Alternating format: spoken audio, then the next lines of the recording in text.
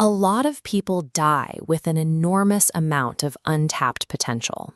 It happens because they spend their lives waiting to feel ready. There is a grand illusion in our culture that you need a sudden spark of inspiration to go to the gym, or do your taxes, or tackle anything difficult. You expect to wake up and naturally want to do the hard things. Look at this roulette table. Every morning, you wake up with exactly 24 chips. These represent your hours. You spend 8 of them sleeping, and you're left with 16 to place on the board. When you sit around waiting for the right emotion to strike, you are letting those chips simply slip away from the table before you've taken a single meaningful action. This is the weakest version of yourself. It's the voice that convinces you that starting requires a desire to start. Relying on motivation is an inefficient strategy. If you only move when you feel like it, the math guarantees you will become a victim of your own procrastination. The bottom line is that no one is coming. No one is going to turn off the TV for you.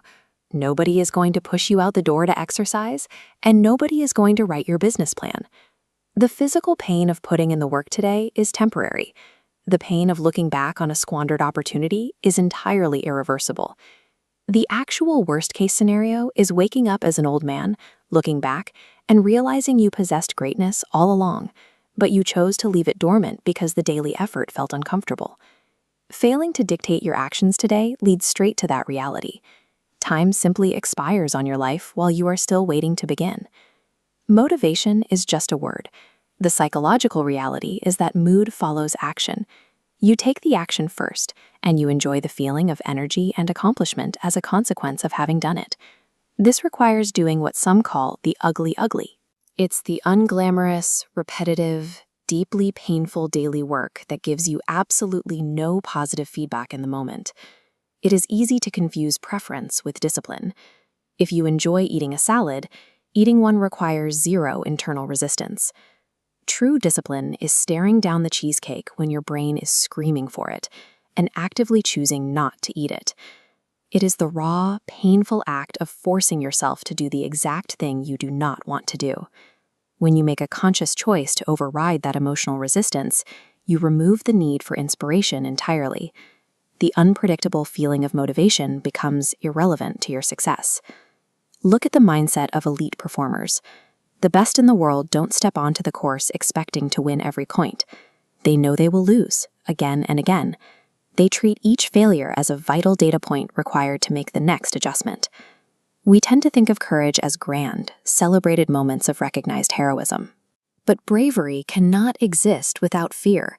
It is the mundane, terrifying choice to strap your boots on and face extreme discomfort every single day, especially when no one is watching. This means confidence is not a magical feeling of invincibility. Confidence is strictly your behavioral willingness to try, despite knowing perfectly well that you might fail.